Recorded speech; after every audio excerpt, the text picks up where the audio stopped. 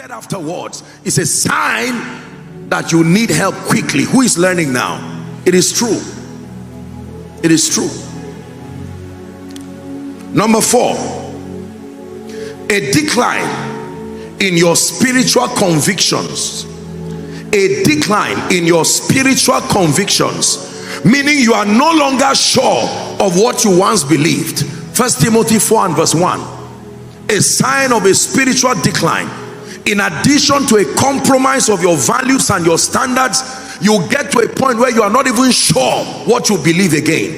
The Bible says, now the Spirit speaketh expressly that in the latter time some shall depart from the faith and shall give heed to seducing spirits and doctrines of demons. They shall depart from the faith.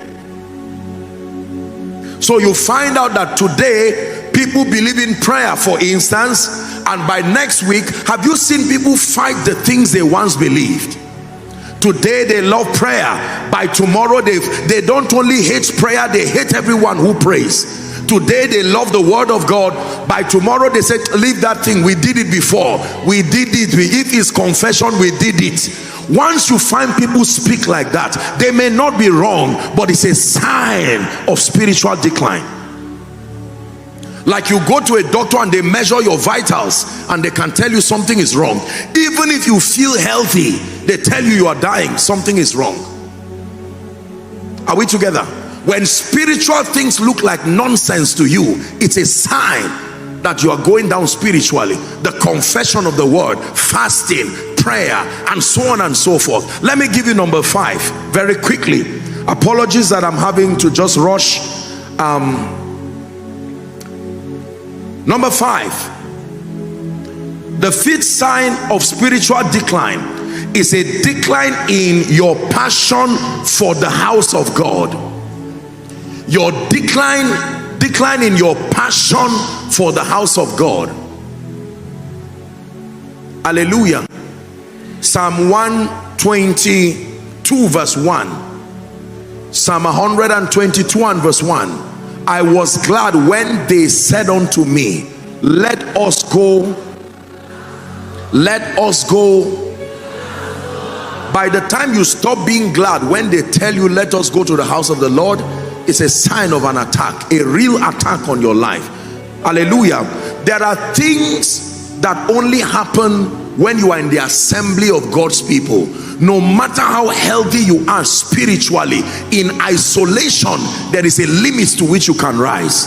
Are we together now? The Bible says in Psalm 133, how good and how pleasant it is when brethren dwell together in unity. He said it is like the oil that comes from the head of Aaron, you know, the priest, to his garment, his skirt. The Bible says, for there the Lord hath commanded the blessing, even life forevermore.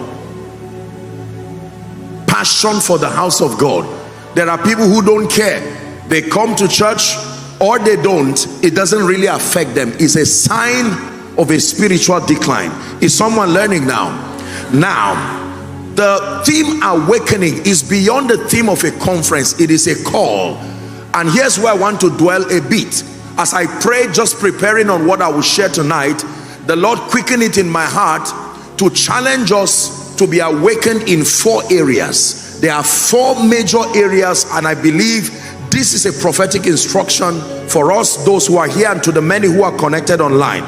Number 1, the first area of awakening that we need to pay attention to in this season and in this prophetic season, really, in light of what God is doing. Are we together?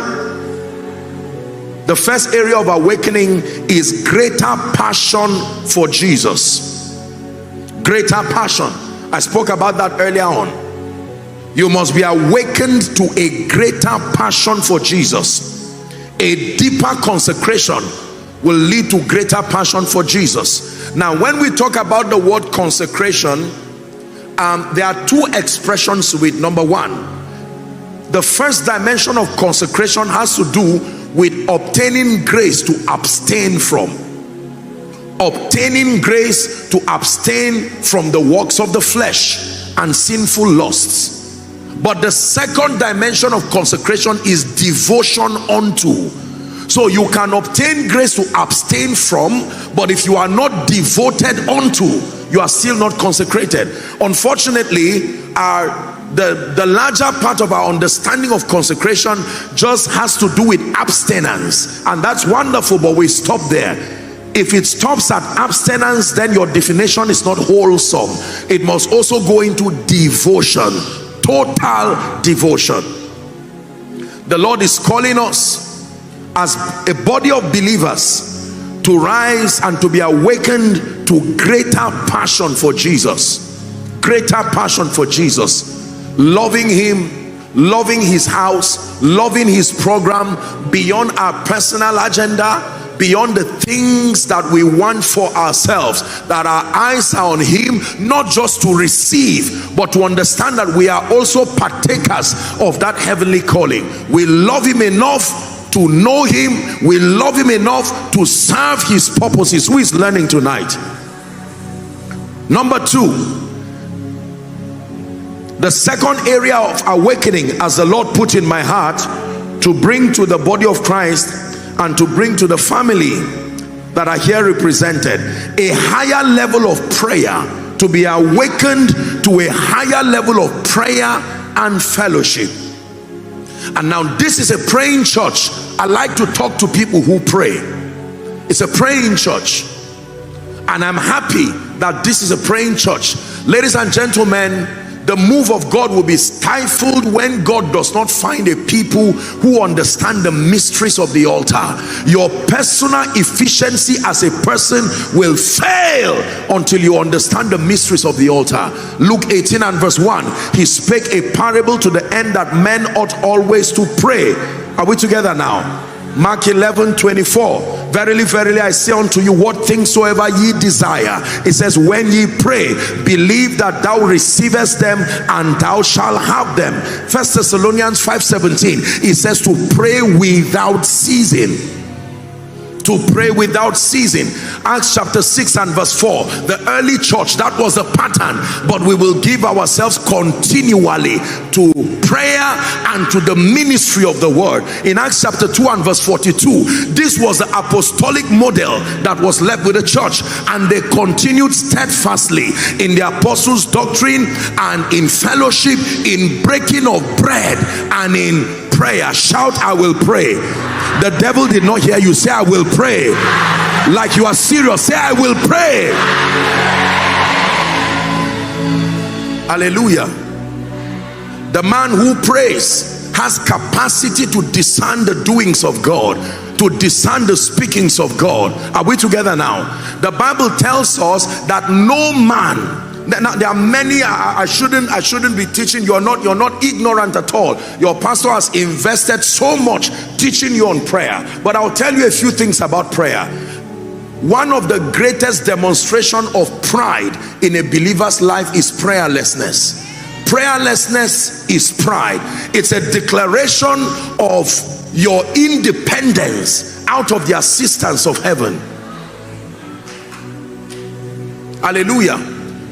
And I wish I had the time to tell you why the Bible insists that we pray.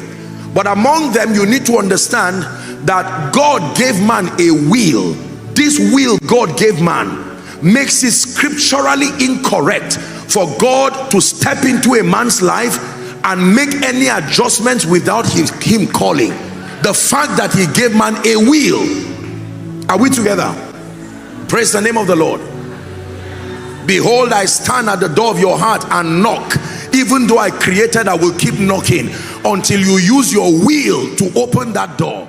The will. Thank you so much for joining us today at KDM.SECRETPLACETV. We pray that the message you heard has inspired and strengthened your faith. Remember, your secret place with God is always open, and He is waiting to meet you there.